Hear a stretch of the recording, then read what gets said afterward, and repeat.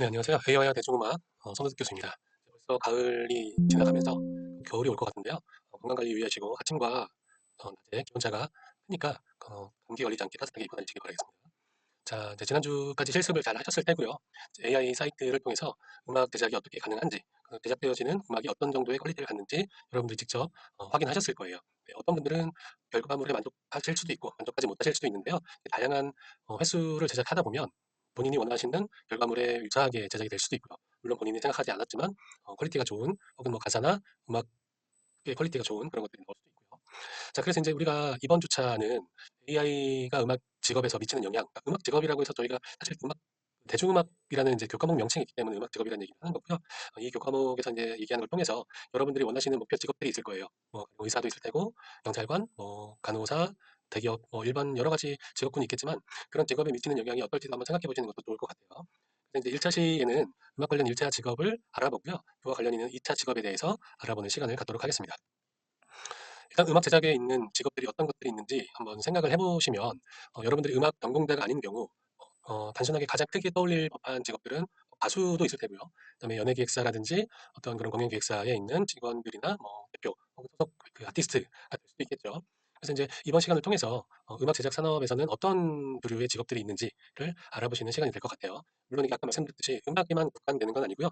여러분들이 각자 목표하시는 직업에 따라서도 그와 관련된 2차적인, 3차적인, 부수적인 그런 직업들이 있고 그런 직업들이 어떻게 영향을 받는지에 대해서도 생각을 해보시는 시간이 되길 바라겠습니다. 자, 일단 음악 제작 관련된 직업 1차적으로 보면요. 지난번에도 말씀드렸지만 뭐 기획, 녹음, 발매 뭐 이런 식으로 보통 음원이나 음반을 제작한다고 말씀을 드렸잖아요. 그래서 이제 1차적인 대표적인 그 직업들에 대해서 제가 간단하게 나열을 해봤어요. 일단은 기획에 대한 것, 실제 어떤 음원을 제작을 하고 녹음실에서 녹음을 하고 하기 전에 이 음원을 어떻게 어떤 목표를 가지고 누구를 대상으로 어떤 가수를 활용해서 제작할 것인가 뭐 등등을 기획을 하겠죠. 거기에 따라가서는 이제 작사가 여러분들이 많이 아시는 뭐 유명한 작사가도 있고 작곡가도 있겠으니까 뭐 이런 부분 넘어갈게요. 작사가나 작곡가들이 있을 거예요. 물론 이 작사가나 작곡가들이 이제 뭐 싱어송라이터처럼 여러 가지 직업을 같이 겸비하는 경우도 있겠지만 작사만 하시는 분 혹은 작곡만 하시는 분도 당연히 있습니다. 그렇기 때문에 하나의 직업으로 본 거고요. 그다음에 이제 A&R이라고 해서 아티스트 앤 그 레퍼토리 보통 이제 우리 외국어가 들어온 우리나라 발음으로는 이제 레퍼토리라고 하긴 하는데요. 이제 신인 개발에 관련된 어, 모든 일을 하는 부서라고 생각을 하시면 돼요. 그래서 보통 신인 개발팀이라든지 그래서 어떤 가수의 녹음할 어떤 콘텐츠를 기획을 한다든지 여러 가지 콘텐츠 중에서 어떤 것을 1차적으로 밀 것인지 등등에 대해서 같이 검토하고 하는 그런 팀이죠. 그런 인력이라고 보시면 돼요. 그다음에 음악 감독. 지난번에도 말씀드렸듯이 여러분들이 보시는 영화 음악 혹은 뭐 드라마 등등 그다음에 뭐 CF도 있고 여러 가지가 있겠죠. 그래서 이런 데서 활약하고 계신 음악 감독들도 당연히 직업으로 포함되어 있고요. 그다음에 그게 이제 광고 음악이나 어떤 뭐, 뭐 사가 보통 여러분들이 아는 뭐 현대그룹의 사가, 대우그룹의 사가, 예, 삼성그룹의 사가 뭐 이런 식으로 그 특정 회사의 소속감과 음, 뭐 업무 효율을 높이기 위해서 사가를 보통 많이 만드는데요. 그런 것들 포함해서 여러 어떤 제품을 홍보하기 위한 광고 음악의 대행회사 인력 등도 기획 단계에서 포함이 되겠죠. 그다음에 실제 이제 음원이나 음반을 녹음하게 된 경우 당연히 여러분들이 많이 아실 법한 보컬, 노래를 부르는 가창자, 기악, 뭉뚱그려서 기악이라고 표현을 했는데요. 기타, 뭐 드럼, 그다음에 뭐 스트링 등등 굉장히 많죠. 그래서 그런 기악 같은 것들도 있겠고요. 그다음에 이제 편곡자, 보통 편곡자는 이제 작곡 작사가가 만드는 타입이 여러 타입이 있을 거잖아요. 가령 뭐 5선으로 작업을 하시는 분도 계시고 아니면 뭐 스케치 MR 를 주시는 분도 계시고 뭐 등등이 있는데 어쨌든 이게 어느 정도 녹음을 할 수 있게끔 혹은 사람들이 들어서 어떤 점을 보완하고 뭐 어떤 점을 하고 이런 것들을 어, 검토할 수 있게 어느 정도의 곡의 형태를 띈 일반적으로 여러분들이 듣는 곡들 있죠. 그런 곡의 형태를 띈 창작물로 제작물로 이제 만들어줘야 되잖아요. 그러다 보니까 이제 만약에 멜로디와 가사만 있다. 그런 경우 당연히 여러분들이 흔히 아는 단순 멜로디를 혼자 노래하는 것과 같다 보니까 그 노래를 빛내줄, 보조해줄 반주가 필요하죠. 그런 반주를 만드는 편곡자가 있겠고요. 그래서 그런 편곡자는 가령 뭐 스트링 편곡자도 있고요. 그다음에 뭐 드럼 어레인지라는 사람도 있고 여러 가지가 있어요. 물론 드럼 어레인지는 뭐 드러머가 보통 하고, 그다음에 이제 뭐 스트링 편곡 같은 경우는 보통 스트링 그 단체를 대표하는 사람이라든지 보통 편곡자를 따로 넣어서 그분들이 편곡을 하고 실제는 혼자가 아니고 다수의 그 플레이어가 녹음을 하다 보니까 그렇게 되겠죠. 미디 프로그래머. 편곡자랑도 비슷하게 볼 수 있는데요. 요새는 뭐 사용되는 음악에 따라서 가령 전자 악기가 많다라고 하면 사실 실제 악기를 녹음하게 되는 경우가 좀 드물잖아요. 뭐 가령 이게 뭐 일렉트로닉하다, 뭐 테크노다, 아니면 뭐 하우스다, 이런 종류를 가게 되면 실제 악기를 녹음하는 것보다 신스라고 하는 신디사이저를 사용해서 MR을 제작하는 경우가 굉장히 많은데요. 그럴 경우 당연히 미디 프로그래머, 미디라고 하면 뭐 구체적인 규약을 얘기하지만 보통은 컴퓨터 음악을 통해서 실제 음악을 만드는 사람을 보통 통칭하다 보니까 그렇게 얘기하겠습니다. 그다음에 레코딩 스튜디오 운영자, 당연히 이 레코딩 스튜디오에서 엔지니어뿐 아니고 이 스튜디오를 만들고 운영하는 운영자가 당연히 있어야겠죠. 물론 엔지니어 포함. 그리고 이 레코딩 엔지니어에서도 믹싱을 하겠지만 별도의 믹싱 스튜디오가 있다고 지난번에도 말씀을 드렸고요. 별도의 마스터링 스튜디오 있다고 말씀을 드렸죠. 그래서 이런 데서 엔지니어를 보는 사람들도 당연히 이 직업에 포함이 됩니다. 밑에는 이제 음악만이 아니고 보통 음악을 하게 되면 뮤직비디오라든지 실물 CD, 굿즈에 포함되는 그런 CD 같은 것들을 많이 제작을 하게 되는데요. 그럴 땐 여러분들이 알고 있는 보통 일러스트레이터, 어떤 그림을 그리는 분들, 그다음에 촬영을 할 수 있는 혹은 뭐 사진을 찍을 수 있는 감독들, 그다음에 편집하는 사람들, 그다음에 컴퓨터 그래픽을 다루는 사람들, 그다음에 거기에 따른 의상이라든지 분장, 분장에는 뭐 헤어도 들어갈 테고요. 이런 것들을 전문적으로 하는 직업들이 있습니다. 그리고 이제 발매를 가면 온라인 유통 자료를 취합하는 뭐 이것도 사실 어느 군데에서는 전산 시스템을 활용을 하기도 하고요. 제가 있는 그 벅스 같은 경우는 지금은 이런 신규 아티스트와의 계약을 체결하지 않지만 여기서는 보통 자료 취합을 그 발매팀이 직원이 아티스트와 연결하면서 지금 작업을 하고 있어요. 그래서 그런 데 필요한 인력도 있을 테고요. 그다음에 ISRC라고 하는 이제 국제적으로 이 작품이 어떤 거다라고 해서 보통 마킹을 하게 되는 형태로 생각하시면 될 것 같아요. 그래서 여러분 흔히 하시는 뭐 ISBN처럼 바코드처럼 이거를 어디에서도 확인할 수 있게 규격화된 코드를 발급받는다. 뭐 이런 데도 사실 회사가 있어요. 그래서 이 회사를 관리하고 발급해주는 그런 사람들도 있겠죠. 그다음에 발매 일정을 조율하는 거. 이거는 뭐 유통회사가 스트리밍 회사하고 그다음에 아티스트와 상호적으로 연결해서 내가 보통 발매를 언제 하고 싶냐 하면서 나는 12월 25일 날 하고 싶다라고 한다면 이날은 되고 안 되고 이것들을 이 두 사람이 유통사와 뭐 스트리밍에서 뭐 결정하게 되겠죠. 그래서 이날 된다 안 된다. 안 되면 뭐 12월 27일 날 하겠다 뭐 등등을 조율해주는 사람이 1차적으로 발매 및 유통 직원으로 포함이 됩니다. 자, 그럼 2차 직업을 좀 볼게요. 지금 제가 2차 직업 중에서는 아까 있던 곳에서 작곡과 작사, 미디, 보컬, 기획 부분을 떼어냈어요. 예, 여기서 떼어내서 이제 보게 되면 전문적인 프로 뮤지션들이 이렇게 활동을 하기 전에 혹은 활동을 하면서 기획사라든지 스튜디오에 같이 같은 소속을 같이 겸하고 있는 경우도 상당히 많겠죠. 그래서 이제 이런 경우, 그다음에 만약에 이게 이 스튜디오나 기획사로 가기 이전 단계, 보통은 뭐 꼭 실용음악학과를 졸업해야만 이런 직업을 갖는 건 아니지만 대다수 이런 프로 뮤지션을 꿈꾸는 분들이 뭐 실용음악학과 관련된 유사한 학과들 있죠. 그래서 그런 학과로 진학을 하는 게 사실 대부분이다 보니까 이렇게 제가 트리를 이렇게 이제 연결을 했는데요. 일단 실용음악과로 예를 들면 사실 이게 가장 파이가 커서 제가 이 두 가지를 놨고요. 물론 이 뒤도 많긴 한데요. 기획사나 스튜디오는 실용음악학과라든지 실용음악 학원, 그다음에 뭐 여기에 비하면 상대적으로 적어서 여기까지 언급하지 않겠습니다. 일단 실용음악학과로는 전국의 대학교가 총 한 317개가 있는 걸로 제가 알고 있고 교육 통계 자료를 보면 그래서 보통 이런 학과들은 국공립대학교를 제외하고 한 100개 이상은 있어요. 물론 음악학과까지 치면 더 있을 것 같아요. 그렇게 되면 이 해당 학과에 교수 및 강사분들 그리고 조교 및 직원들을 따지다 보면 100개교를 기준으로 했을 때 한 학과에 20명이라고 가령 생각을 할게요. 저희 글로벌 K-팝에도 제가 알기로 어, 교강사분이 26분 정도 되는 걸로 알고 있어요. 그리고 보통 저희는 사실 신설된 지 얼마 되지 않고 인원이 좀 적어서 그런데 인원이 좀 더 있거나 그다음에 조금 더 신설된 지 오래되고 오래 운영을 했다라면 보통 4, 50명 정도가 그 해당 학과에서 일을 하고 있다라고 보시면 될 거예요. 그래서 하여튼 단순하게 최소로 잡아서 20명을 하면 이 분만 2,000명 정도가 되고요. 그다음에 이제 학원으로 조금 더 범위를 넓혀보면 전국의 학원이 1,315곳으로 제가 조사했을 당시에는 2022년 7월 기준으로 조사를 했었거든요.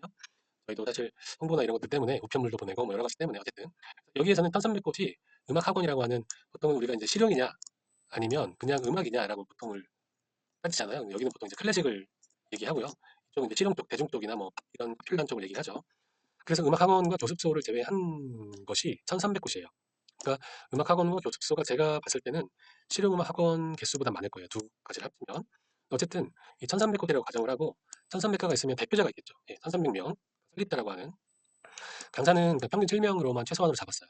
강사도 보통 여러분들 학원 다녀보시면 꼭 음악 학원이 아니더라도 박사분들이 몇십 명씩 있잖아요. 보통 20명, 30명씩 있는 데가 많을 텐데 소규모 학원들 혹은 뭐 교습소 같은 경우 강사를 볼 수 없으니까 빼더라도 소규모 학원이나 이런 데도 보통 네다섯 명 이상은 있을 거예요. 그래서 이제 뭐 최소로 7명씩만 잡아도 10,000명 정도가 나와요. 그럼 실용음악학원에 적을 두고 여기에서 직업을 갖고 생활을 하는 경제활동을 하는 사람이 10,000명 정도가 되고 저희나 우리나라가 이제 인구가 5,150만 정도 될 거예요. 거기 되면 보통 5,000분의 1이라고 하는 분포로 비율로 있죠. 그러니까 제가 여기를 통해서 말씀드리고자 하는 이유는 사실 음악 제작 관련된 일타 산업이라고 하면 여러분들 아까도 제가 잠깐 말씀드렸던 뭐 가수, 프로 뮤지션, 뭐 프로의 그 준하는 어떤 기획사에 창조하는 인력 이렇게만 한정지어서 생각할 수 있지만요. 그와 연계되어 있는 직업들을 보면 굉장히 많아요. 그리고 이렇게 보면 이 사람들이 나중에는 이 직업과 관련이 없는 다른 직업, 가령 음식점 같은 경우도 이 10,000명이 어디선가에는 소비 활동을 할 거예요. 그렇죠? 밥을 먹기도 하고 옷을 구매하기도 하고 등등.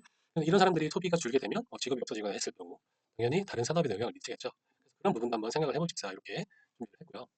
그다음에 2차 직업 중에서 오디오 기기 판매나 제조 쪽도 한번 볼게요. 음, 보통 이제 기획사나 스튜디오, 뭐 아카데미에서 필수적으로 쓰는 이자재는 마이크, 스피커, 그다음에 아까 말씀드렸던 미디 기기, 피아노나 악기류들이 있을 거예요.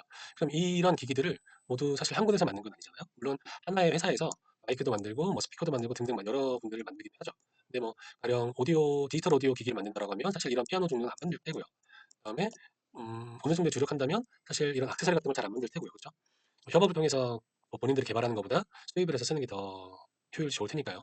그래서 그런 제작사, 그리고 그런 제작사의 물품을 전문적으로 수입을 하는 수입사, 그다음에 그 수입사에서 물품을 받는 도매 대리점, 그러니까 소매 대리점 등이 있겠죠. 그럼 이런 회사들도 굉장히 많을 거예요.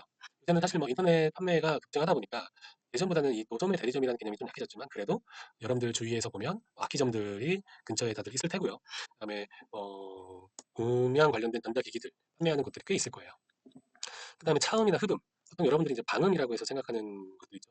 소리를 차단한다든지 아니면 소리를 흡수해서 보내지 않는다든지 하는 그런 차음 흡음 관련된 제작 회사들이 있어요. 여러분들이 아시는 뭐 계란판 스펀지 형태뿐 아니고 헝겊으로 된 거, 그다음에 여러 가지 유리 섬유등 뭐 여러 종류의 것들이 있는데 이것들이 다 녹음기 부스라든지 그다음에 모니터링을 하기 위한 컨트롤룸, 믹싱 스튜디오도 마찬가지고요. 연습실 내부 내벽, 꼭 어떤 이런 개인적인 상업 시설이 아닌 거에도 여러분들이 보통 집에서 어떤 음악을 듣거나 방송을 할 때도 보면 인터넷 1인 방송을 하시는 분들도 음향 장비 외에도 이런 흡음이나 타음 기자재를 사서 보통 붙어요. 이런 것들을 만드는 회사, 그리고 이 회사의 제품을 받아서 판매를 하고 있는 대리점 있겠죠. 그 다음에 학습 교재 등 출판회사, 뭐 디자인 회사도 포함이 될 건데요. 이제 특히나 아까 아카데미가 많다고 했으니까 아카데미에서 쓰이게 되는 어떤 홍보용 인쇄물들 혹은 교재 등을 제작하는 회사들도 되게 많겠죠. 그리고 그런 그러니까 인쇄를 하는 회사 플러스 디자인 회사가 있겠고요.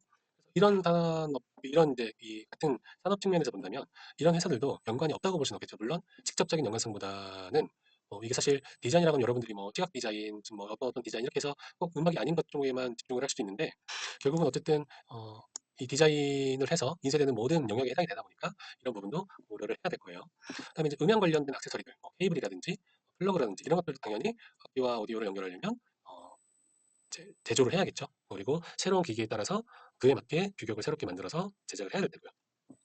그래서 이제 이렇게 굉장히 많은 업체들이 서로 연관되어 있다고 생각을 하시면 될 것 같아요. 이건 이제 참고 자료인데요. 전국 학원과 교습소를 통계했더니 13만 6,429개가 있다고 2024년 자료 같아요. 제가 확인했던 게 3년 아니면 3년 자료 둘 중에 하나일 텐데요. 어쨌든 아까 제가 봤던 전국에 있는 실용음악 학원 개수가 1,300개였죠. 1,300개보다 전국에 있는 학원과 교습소 당연히 뭐 체육도 있고 그다음에 영어, 수학, 뭐 국어 뭐 등등 다양한 과목들이 있을 테니까요. 거기에 따른 그리고 뭐 이게 평생교육 학원도 있을 테고요.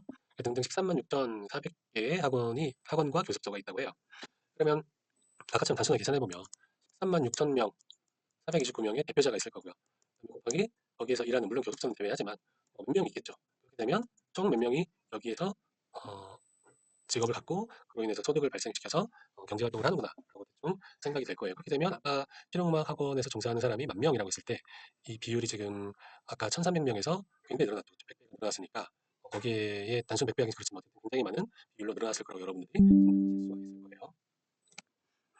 그래서 이 음악 직업인을 지금 알아보고 있는데요. 일단 기본적인 학습 과정과 취업과 창업에 대해서 한번 살펴볼게요. 왜냐하면 여러분들이 어떤 특정한 목적이 있어서 그 목표를 두고 직업을 예상하고 있다면 이게 굉장히 범위가 좁은 직업일 거예요. 가령 여러분들의 꿈이 단순하게 뭐 대기업에 다닌다, 혹은 뭐 돈을 많이 버는 직업이다 이렇게 생각하진 않잖아요. 더 구체적으로 생각을 하실 텐데, 물론 가령 그 대기업 중에서도 뭐 삼성이냐, SK냐, 뭐 포항이냐, 형대냐 뭐 이렇게 나뉠 수도 있겠고요. 그 중에서도 분야가 있을 거잖아요.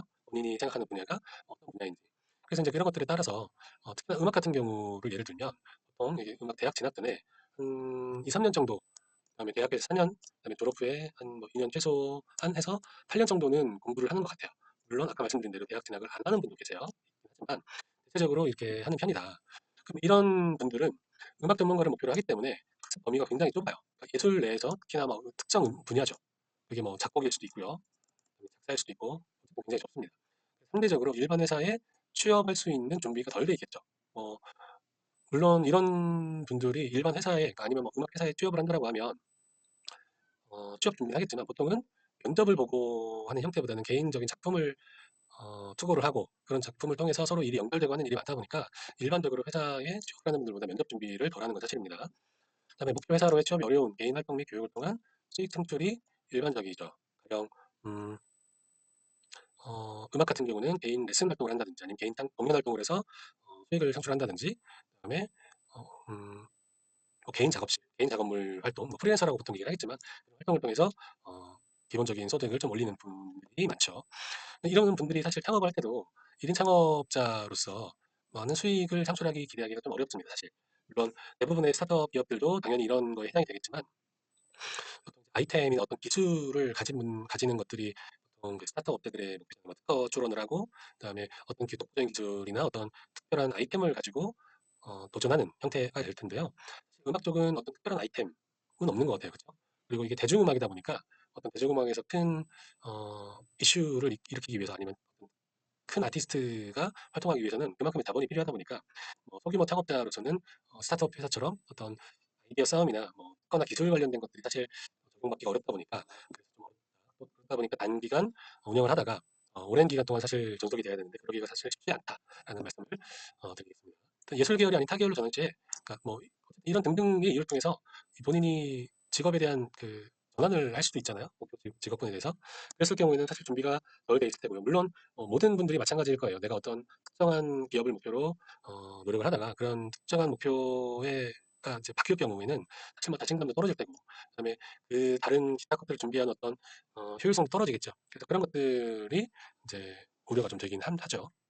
그만큼 그 특정 직업에 대해서는 여러분들이 생각해 보실 법한 요소가 있다는 말씀을 드립니다. 기타 전문인들, 뭐 음악만 아니고요, 뭐 의사, 판사, 검사, 변호사, 체육인, 미술인 등등 특정 분야를 전문적으로 강화를 하는 목적인 경우에는 대부분 다 비슷한 경우 같아요. 물론 좀 사실 준비하는 과정이 예술 계통들은 사실 공부를 해서 그 선발이 되는 게 아니잖아요. 그 실기를 통해서 선발이 되다 보니까 이렇게 비교를 한다 보면 이분들은 고등학교 때까지는 관련 이 직무 전문성을 인정받기 위해서 어떤 학습을 하는 게 아니고 기본적인 수학능력 시험 점수를 높게 받기 위한 노력을 한다든지, 내신을 높게 받기 위한 뭐 논술을 높게 받기 위한 노력을 하다 보니까 여기랑은 사실 구분돼요. 이분들은 사실 더 일찍부터 조기 교육으로 이제 실습 분야를 하는 거죠. 어쨌든 이런 경우들도, 이런 분들도 똑같이 해당이 되고요. 그래서 모든 직업들은 그 직무에 맞게 역량을 강화해야 된다. 이를 준비하는 게 일반적인 여러분들 그 취업 준비하는 사람의 마음가짐이겠죠. 이렇게 본다면 여러분들이 생각했을 때 내가 이런 어떤 작업을 하다가 뭐 음악 생활을 하든 아니면 체육을 하든 미술을 하든 하다가 어, 목표 직업을 전환하는 거가 생각보다 쉽지가 않겠죠. 물론 기타 분야도 다 마찬가지입니다. 다만 보통 여러분들이 대기업을 목표로 준비를 했다라고 하면 여러분들 여러 가지 능력을 기르잖아요. 뭐 자격증에서도 뭐 컴퓨터 활용 능력이라든지 아니면 뭐 토플이라든지 여러 가지 등등 자기의 이제 뭐 커리어를 올릴 수 있는 다양한 부수적인 활동을 할 텐데, 이 활동이 물론 어느 회사에 갔을 때는 불필요할 수도 있겠죠. 대부분 여러분들이 목표하시는 학원의 그러니까 불필요하진 않을 거예요. 여러분들이 외국어 활용 능력을 키웠다면 당연히 작은 회사의 규모에서도 무역을 한다면, 혹은 그 외국인과의 소통이 필요한 어떤 서비스 경우도 있고 그럴 경우는 당연히 여러분들이 우대받겠죠.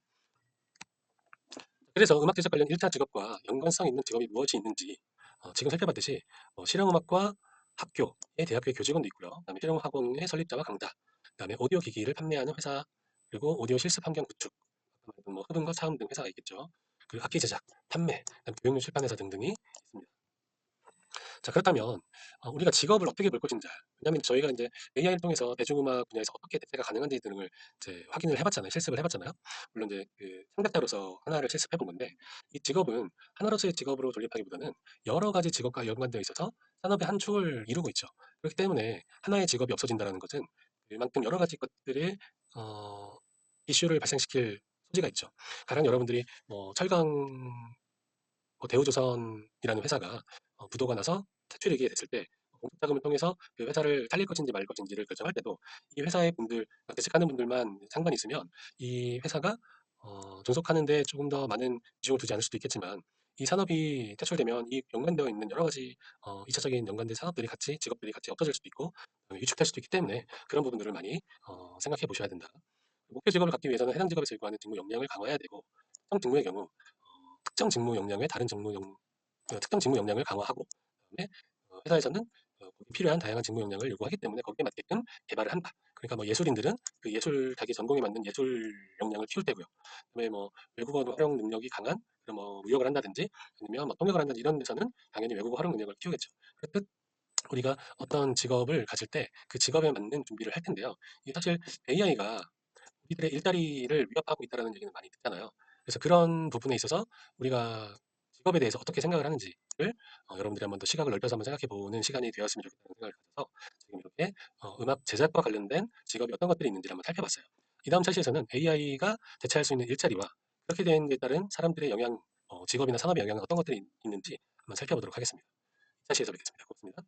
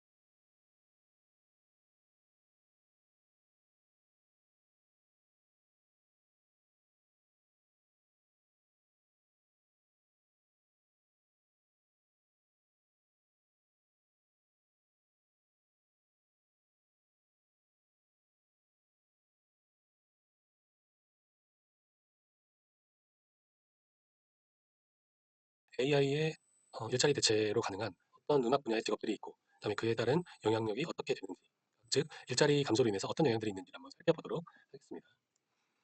일단 AI로 대체가 가능한 직업이 뭐가 있을까요? 여러분들 많이 기사에서 보셨을 테고요. 많이 고민하고 있는 주제일 것 같아요. 음악 쪽에서도 굉장히 많은 고민을 하고 있는 걸로 알고 있습니다. 그래서 여러 기사에서 소개시켜드렸듯이 이전에도 음악가들이 AI와 서로 상생할 수 있는 어떤 그런 방법들에 대해서 좀 익숙해져야 된다라는 얘기도 있고요. 그다음에 AI가 인간들의 어떤 창작 활동에 분명히 도움은 되기 때문에 그걸 어떻게 잘 활용할지에 대해서 조언을 하는 사람도 있고요. 그래서 이제 대체 가능한 직업들이 어떤 것들이 있는지, 그리고 AI로 인한 일자리 감소가 어떻게 이루어져서 이 사람들이 어떻게 산업에 영향을 받는지, 그다음에 일자리 감소가 있으면 이 일자리 창출도 있을 수 있잖아요. 물론 일자리 감소되는 거에 비해서 창출되는 가짓수라든지 이런 것들이 비율이 비례하거나 높다고 보기는 굉장히 어려울 것 같은데요. 그래서 어떤 것들이 있는지 한번 살펴보도록 하겠습니다. 일단 1차 시에서 봤던 기본적인 직업에 대해서 한번 쭉 표를 다시 한번 갖고 왔고요. 그다음에 대체 가능한 AI가 대체할 수 있는지 그런 걸 한번 찾아볼게요. 일단 작사가 당연히 대체할 수 있죠. 물론 모든 작사가를 대체한다라고 지금 제가 말씀드리는 건 아니에요. 다만 여러분들 실습해보셨으면 아시겠지만 여러분이 직접 가사를 작성했을 수도 있고, 아니면 그런 가사를 여러분들이 주제어라든지 몇몇 키워드를 주고서는 AI의 도움을 통해서 혹은 뭐 챗GPT를 통해서 가사를 만들어 보실 수도 있잖아요. 그래서 그런 작사를 AI가 대체하고 있다라고 보시면 되겠고요. 작곡가 똑같이 마찬가지. 그렇죠. 여러분들이 지난번에 저한테 제출한 게 이제 AR, 보통 그 노래까지 녹음되어 있는 모든 게 녹음되어 있는 AR 파일이었어요. 그래서 여러분들이 작곡과 작사, 그다음에 가이드 보컬 포함되는 것들이 다 여기 포함되기 때문에 여러분들이 확인을 하셨어요. 그다음에 뭐 A&R 같은 경우 물론 어떤 건의를 한다든지 스스로 자발적으로 능동적으로 건의하고 이런 기능은 뭐 아직 없지만 다양한 그 레퍼토리 같은 것들을 검토해서 아티스트와 적용하고 대입하는 부분들이 있어요. 그래서 새로 이번에 어떤 곡으로 이제 데뷔를 하려고 하는데 이 곡이 어떤 곡이면 좋겠냐라고 가령 그 AR 팀에서 회의를 했을 때 가령 뭐 어떤 곡 누구의 어떤 곡과 유사한 아니면 어떤 뭐 색깔이 보이는 뭐 이런 것들에 대해서 우리가 이제 그 회의 중간에 얘기를 하잖아요. 근데 이 여러분들이 이 AI 사이트를 통해서 여러 가지 곡을 만들었듯이 다양하게 만들어서 이 레퍼토리를 많이 창출해서 회의를 할 수도 있어요. 그래서 그렇게 되면 레퍼토리를 검토하고 하는 부분도 어느 정도는 약간 가능하겠죠. 그다음에 음악 감독. 현재는 사실 음악 감독을 대체하기는 어렵다고 봐야겠죠. 어렵다고 봐야긴 하긴 하겠지만 이게 어느 정도는 사실 가능해요. 왜냐면은 지난 수업에서도 지지난 수업이죠. 계속 봤지만 AI를 통해서 음악을 만드는 것도 보셨고요. 그다음에 기사를 통해서 중국 내에서 AI 음악 감독을 활용하겠다라고 한 것도 보셨을 거예요. 그래서 사실 어느 정도 역할에 대해서는 이미 하고 있는 것도 많고요. 가령 레퍼런스 같은 것들도 음악 감독한테 굉장히 중요하거든요. 가령 여러 가지 곡들이 필요하죠. 보통 뭐 10개에서 뭐 12개, 15개 곡이 필요한데 가령 이런 곡들을 혼자 다 상상해서 혹은 여러 아티스트와 교류하면서 그 샘플들을 통해서 확인하는 것도 방법이겠지만 AI 사이트를 통해서 짧은 시간 안에 무수히 많은 곡들을 생성해서 그것들을 레퍼런스로 아이디어를 참고하는 것도 이 음악 감독의 역할이기 때문에 그런 것도 당연히 어느 정도는 대체가 가능하다라고 볼 수 있겠죠. 네, 광고 음악 대행회사 인력. 네, 이것도 마찬가지 레퍼토리 영역에 대해서는 당연히 어느 정도 영향력이 있어요. 그리고 이제 이 부분도 우리가 이제 이 뒤에도 나오겠지만 뭐 스토리보드를 만든다든지 광고 영상을 찍게 되면 뭐 콘티라든지 스토리보드 같은 거를 만들잖아요. 거기에 따른 인력도 여기에 포함될 텐데 그런 사람들도 지금 AI가 스토리보드 제작도 하고 있기 때문에 대체가 가능하다라고 말씀을 드리고요. 한국자도 어느 정도 가능하죠. 그러니까 지금 대부분 여러분들이 보고 있는 직업이 대체가 가능해요. 물론 대체가 가능하다는 말 자체가 그 기존 그러니까 사람들이 하고 있는 모든 일자리를 다 없애고 AI만 살아남았냐 이런 건 아니죠 아직까지는. 근데 앞으로 이제 효율성이라든지 이런 것들을 고려해 본다면 아무래도 사람들이 갖는 일자리에 비해서 점점 AI가 갖는 영향력이 커질 것이다. 특히나 소규모일 경우 더욱더 그럴 거예요. 뭐 대형 기획사가 자본이 많은 회사인 경우는 효율성도 물론 따지겠지만 어느 정도의 그 유니크한 특징들 그리고 어느 정도 비용 대비 얻어들일 수 있는 수익 이런 것들을 우선시하기 때문에 약간 대중적인 평범한 혹은 누군가가 나와 동시에 비슷하게 생성을 할지도 모르는 이런 것들에 의존하기보다는 사람들에 의존할 확률이 더 어느 정도는 큰 것 같아요 현재까지는.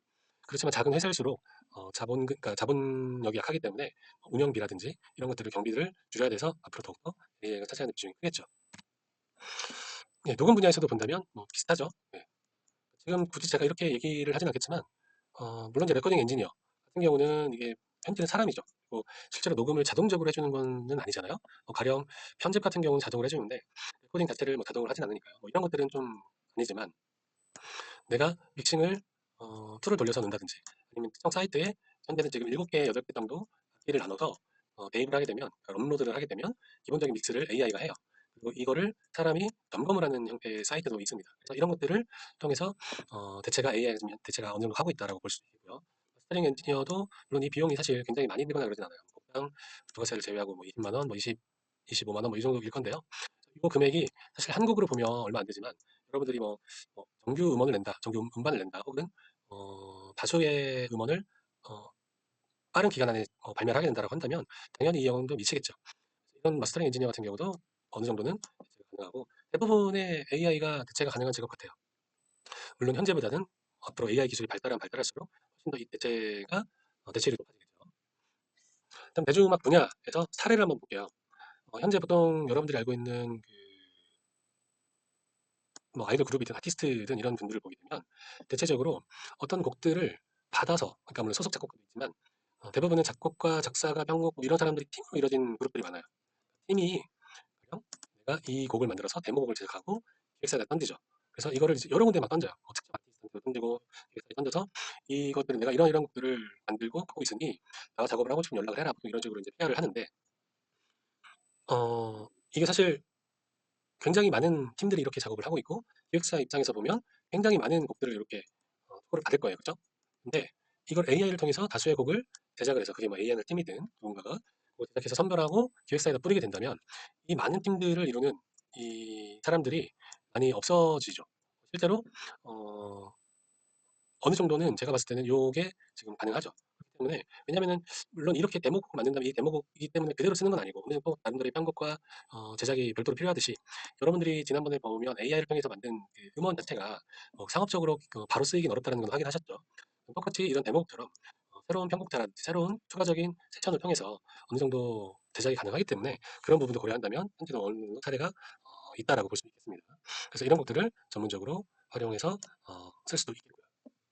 플러스 뮤직비디오로 조금 더 확장을 해보면 아까 말씀드린 콘티 같은 거를 만들고 거기에 따른 스토리보드를 만들잖아요. 이 스토리보드를 만들 때도 이제 이 전문가가 필요하죠. 왜냐하면 영상을 찍을 때 영상 관련된 학과라든지 이런 분들 아시겠지만 음악도 마찬가지죠. 이 레퍼런스라고 하는 게 어느 정도 중요한 이유가 뭐냐면 어, 이제 프로토콜을 만들 때 그 시제품 같은 개념으로 어떤 뭔가의 하나를 만들어서 이거를 이제 OX, 그러니까 생성을 하겠다, 그러니까 개발하겠다, 개발 안 하겠다 이런 것들을 이제 따져야 되는데 이 레퍼런스 제작에 비용이 많이 들어가요. 당연히 뮤직비디오 같은 경우는 배우도 섭외해야 되고 그다음에 촬영팀, 편집 등등 뭐 프로 PD도 그렇고 여러 사람의 손도 많이 필요하기 때문에 이 레퍼런스를 만들 때 굉장히 많이 소요되는데 그 경비가 되는데 이게 사실 한 번으로 끝나는 게 아니고 이 레퍼런스 A, B, C, D, E 뭐 여러 가지 안들이 있을 거예요. 근데 이 안이 다 거절당하면 또 새로 만들어야 되잖아요. 그러니까 어쨌든 그 시제품처럼 생각할 때는 이 하나의 그 프로토콜을 만드는데 비용이 많이 들죠.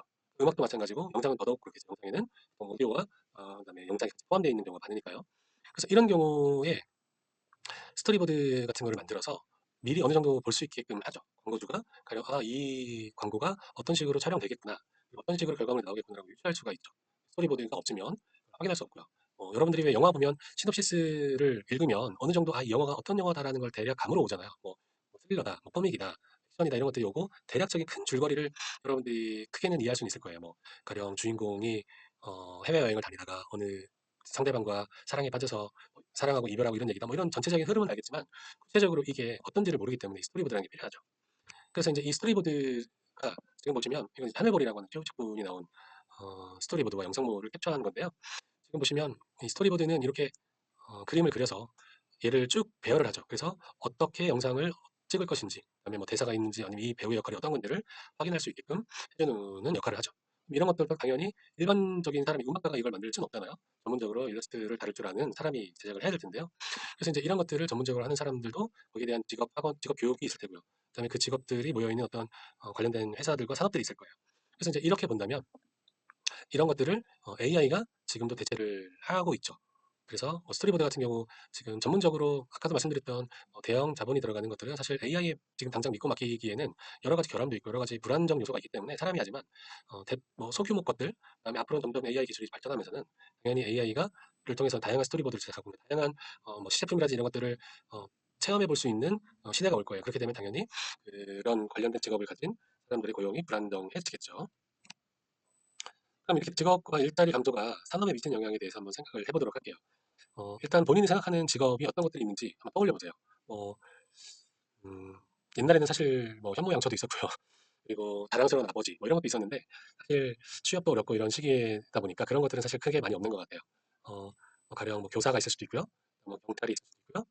그다음에 뭐 의사가 있을 수도 있고 그다음에 어, 대기업 관련된 그다음에 뭐 개발자 등등 여러 가지가 있겠죠. 그렇죠? 어쨌든 이런 것들을 생각해 보시면 그다음 이따로 생각해 볼게. 내 목표 직업과 직접적인 연관이 있는 것이 무엇일까요? 가령 음, 경찰이 없어지진 않겠지만 당분간 예를 들어서 여러분들 흔히 보시는 뭐 AI 관련된 영화들 보면 그 경호든 보안이든 다 AI 업체에서 만든 로봇이 뭐 휴머노이드 같은 형태의 로봇들이 대체하는 그런 영화들도 있잖아요. 흔히 얘기하는 여러분들 영화가 현실이 된다. 예전에 뭐 백투더 퓨처에서 그, 스케이트보드 같은 거를 타고 이렇게 날아가는 영상들이 있었는데 그런 건 사실 이미 예전부터 개발되어서 상용화는 되지 않았지만 어느 정도 다 이루어지고 있죠. 그렇게 본다면 당연히 AI가 AI 기능이 장착된 이 로봇들이 어느 정도 보안과 치안을 담당하는 세계도 그 시대도 올 거예요. 그렇게 보면 뭐 경찰이 없어진다. 그러면 이 경찰이 직접적으로 연관 있는 직업들이 뭐가 있을까요? 네, 뭐 경찰의 뭐 직무 능력을 강화하기 위한 직무연수원 같은 개념들도 있을 테고요. 그리고 경찰들이 사용하는 어떤 그 도구라든지 뭐 의류, 뭐 도구 같은 경우에는 뭐 어느 정도 제작은 되겠지만 의류 같은 경우는 제복 같은 경우는 휴머노이드가 제복을 입지 않아도 뭐 상관없잖아요. 여러 가지 측면에서 불편한 것도 있을 테고요. 사실 뭐 여담이지만 제가 도둑과 몸싸움을 하는데 옷이 있으면 불편하기 때문에 이렇게 로봇이 옷을 입지 않고 이렇게 잡을 게 없으면 그런 유리한 점처럼 등등 여러 가지 직업된 연관 있는 것도 있을 거예요. 그 일자리 감소로 인해서 예상되는 나의 상황, 투자 소비 이 부분도 이따가 한번 살펴볼게요. 신규 일자리 창출이 기대되는 직업. 그러니까 예를 들어서 내 어떤 직업이 없어지면 그러면 직업만 계속 없어지는 거냐? AI가 발달을 하게 되면 여기에 따른 다른 어떤 직업도 늘어나지 않겠냐? 물론 있겠죠. 줄어드는 일자리에 비해서는 확실히 적다라는 건 얘기는 하고 계실 거고요. 예, 그래서 이것들 한번 살펴보도록 하겠습니다. 지금 2023년 4사분기 가계동향 조사를 통계청 자료를 인용을 했는데요. 다른 건 크게 보실 건 없는데요. 여러분들이 보실 게 보통 소비를 여러분들 어디에 하냐라고 물어보면 나는 뭐 가끔 밥 먹고 뭐 교통비 쓰고 옷 사 입고 말고는 없는데 뭐 아니면 핸드폰 요금 내고 이렇게 생각을 하시는데 여러 가지의 여러분들이 지출을 하고 있다는 것들을 상기시켜드리기 위해서 이런 표를 넣어놨어요. 그리고 이제 이 소득 같은 경우는 가구당 월평균 소득 500만 원 정도가 소득인데요. 이제 이게 1인 가구일 경우에 여러분들이 사회 초년생이 되면 이거보다 더 적게 될 확률이 더 많죠. 네. 그래서 어쨌든 여러분들 대부분 다 근로소득을 벌 분들이나 뭐 사업소득일 텐데요. 지금 보시면 뭐 주류, 담배, 통신, 뭐 인터넷 연결한다든지, 의류, 교육, 오락이나 문화에 쓰는 거, 영화 보시거나 뭐 음악 듣거나, 어, 뭐 유튜브에 구독을 한다든지, 그 다음에 보건, 뭐 병원을 가신다든지, 예방접종을 한다든지, 뭐 창비약을 구비하신다든지, 그다음 주거에 대한 거, 전세 자금을 낸다든지, 월세를 낸다든지, 그다음에 공공요금 수도를 낸다든지, 가스 비용을 낸다든지, 등등 여러 가지 것들이 있죠. 그래서 이런 것들이 소비가 되고 있다라고 생각을 해보시면, 자, 고용 불안이 왔어요. 가령 예를 들어볼게요. 제가 이 225만 원이라고 쓴 이유는 지금 포털 사이트 다음에서 내가 연봉 3천만 원을 가지고 부양가족 본인만 두고 계산을 해봤어요. 그랬더니 월 환산 금액이 225만 원이에요. 물론 상여금이라든지 이런 것들 다 빼고 그냥 월 얼마를 받는지만 따졌어요. 그래서 225만 원을 받는다라고 가정을 하면 연봉이 3천만 원 안 되는 직업들도 많으니까요. 그럼 여러분들 생각하시기에 보통 핸드폰 요금 10만 원 정도 쓰시죠? 핸드폰 요금제 플러스 기기 할부금. 그다음에 마트에서는 뭐 여러분들 속옷을 구매할 수도 있고 양말이라든지 아니면 주방기기 그다음에 이제 그 식자재 구매 그리고 그 외에 생필품 뭐 화장지라든지 옷걸이라든지 등등 여러 가지 것들을 보통 마트에서 많이 구매하니까요. 이 정도는 쓸 수 있을 것 같고요. 20만 원. 여러분들 직장 생활 하시다 보면 집에서만 밥 먹기, 집이나 회사에서 밥 먹기 어렵잖아요. 밖에 나가서 밥 한 끼 먹으면 1만 원 정도 들 텐데 한 달에 20번 먹어도 아니면 한 달에 한 10번 먹고 술 한두 번 먹어도 20만 원 이상은 쓸 거예요. 의류. 이것도 뭐 평균으로 따졌지만 여러분들이 좋아하시는 의류 같은 경우 비싼 것도 있을 테고요. 지금 어쨌든 주거비용 요거는 그냥 월세로 환산을 했어요. 뭐 조그만 원룸 같은 경우 뭐 위치에 따라서 이거보다 더 들기도 하지만 그다음에 경조사 직장 생활을 하게 되면 결혼식이라든지 아니면 뭐 부도를 해야 될 경우가 있잖아요. 그럴 경우 교통비도 네, 뭐 지하철을 탄다든지 버스 혹은 늦으면 택시를 탄다든지 뭐 집을 가기 위해서 내가 고속버스나 KTX 등 열차를 이용한다든지 등등을 이렇게 다 봤을 때 저축이 나머지 금액은 55만 원을 할 수는 있어요. 물론 이게 금액이 어떤 사람들은 더 많을 거고요. 어떤 사람들은 이 금액이 안 돼서 이 금액이 더 줄어들 수는 있을 거예요. 그래서 본다면 가령 여러분들이 외식이라고 생각해봐요. 여기엔 뭐 미용 비용도 빠졌죠 사실. 미용실 가서 퍼머하는데 사람 따라 다르겠지만 제가 알기로 보통 한 10에서 20만 원 정도 약품을 좋은 거 쓰고 그럼 비싸다고 알고 있는데 어쨌든 이렇게 등등 많이 드는데 외식 같은 경우도 여러분들이 음식점으로 볼 수 있잖아요. 대다수의 사람들이 이 비용을 만약에 줄였어요. 그러면 이 음식점이 타격을 당연히 받겠죠. 매출이 떨어질 테고요. 그럼 이 사람도 어딘가에서는 마트에 가서 생필품을 사겠죠. 그럼 얘도 매출이 떨어지겠죠. 그러면 뭐 이런 사람들이 뭉치다 보면은 핸드폰도 나 이제 바꾸는 주기도 나 이제 처음에 2년이었는데 내가 이거 너무 짧은 것 같아. 이번에 4년으로 늘릴래. 이렇게 하시는 분도 계실 거고요. 그다음에 경조사 안 갈 수는 없으니까 안갈 수 있을까요? 어쨌든 그다음에 뭐 의류 같은 경우 내가 옷 안 입고 안 입고 네, 있던 거 입지. 그러면 당연히 이 의류를 제작하는 회사들도 매출이 떨어지겠죠. 등등 다 연관돼서 이 산업에 영향을 받게 돼요. 그렇죠? 자, 그러면 이 하나의 직장, 하나의 직업 문제가 아니라는 거를 제가 얘기하고 싶은 거거든요. 그럼 향후 일자리 감소가 되는 대중음악 직업, 돌아와서 대중음악으로 본다면 지금 이 직업들은 다 굉장히 감소가 될 걸로 보여요. 가이드 보컬, 왜냐면은 가이드 보컬은 사실 건별로 수익을 창출하는데 가령 AI가 학습을 해요. 내가 만약에 아이유 씨 목소리를 학습시켰다 아니면 내가 어떤 특정한 개인의 목소리를 학습시켜서 이건 건건건이 아니고 학습 한 번만 하면 1회만 하면 이거를 무수하게 많이 쓸 수 있거든요.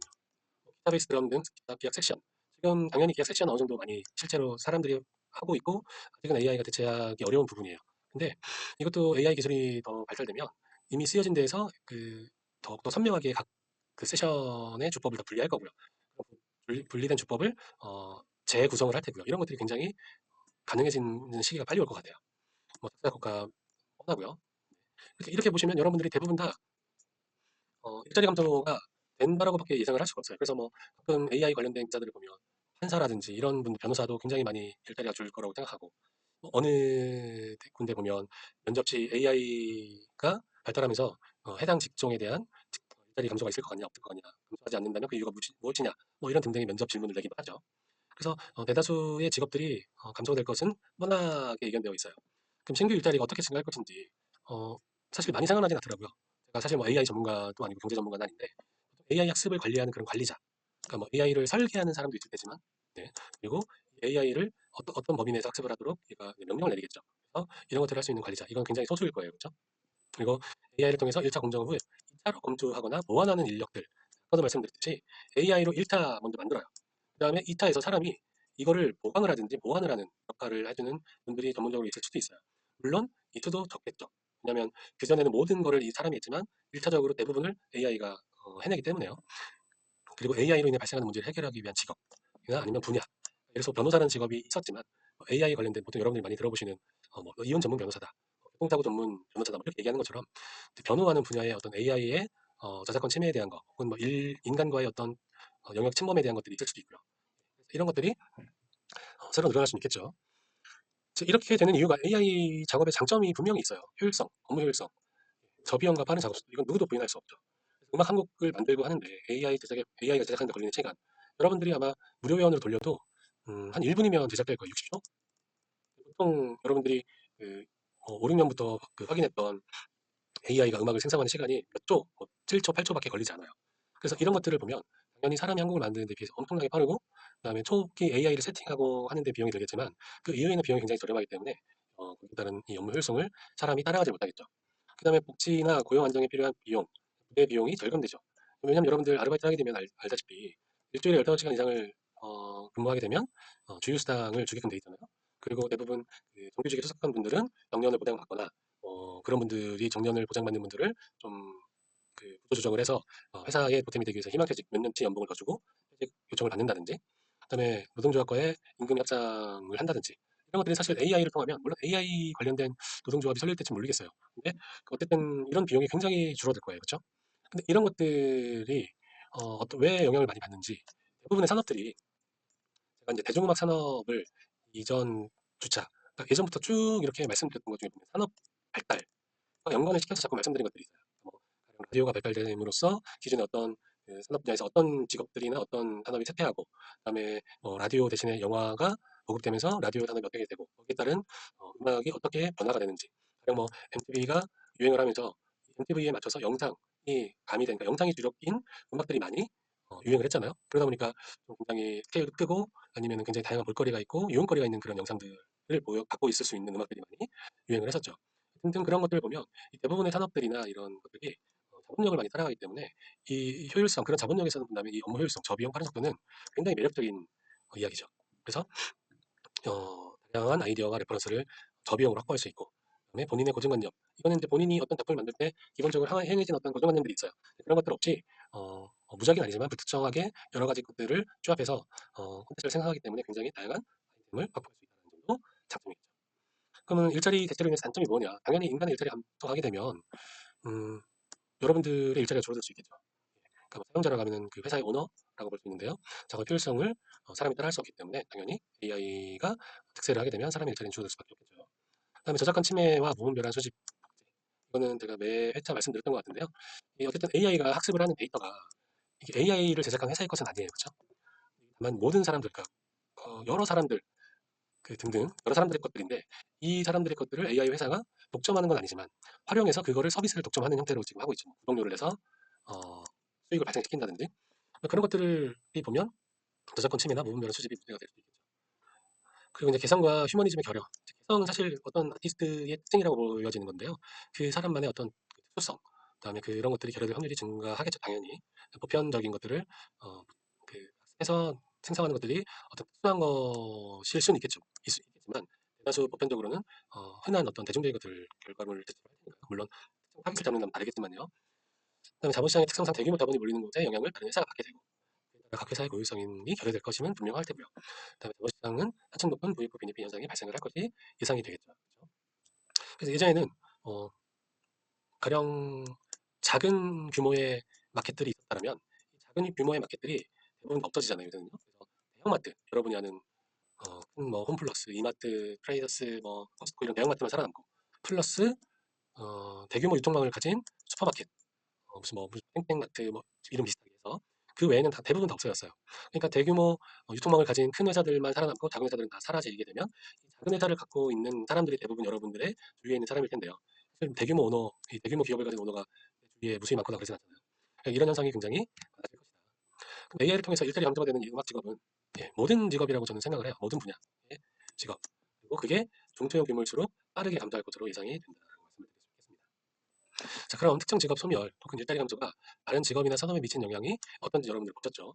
그래서 관련된 연관성이 굳이 없더라도 이 산업은 이제 경제와 맞물려서 돌아가기 때문에 이 돈의 흐름에 따라서 어떤 특정 직업군이나 산업 분야가 영향을 받을 수가 있겠죠. 그래서 모든 영향을 미친다라고 보게 됩니다.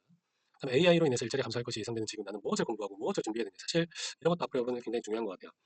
근데 사실 이거는 원론적인 개론을 제외하고는 아직까지는 잘 모르겠습니다. 저도 아까 말씀드렸듯이 제가 AI 전문가는 아니고 그다음에 이게 어떻게 앞으로 흘러갈 때는 아무도 모를 것 같아요.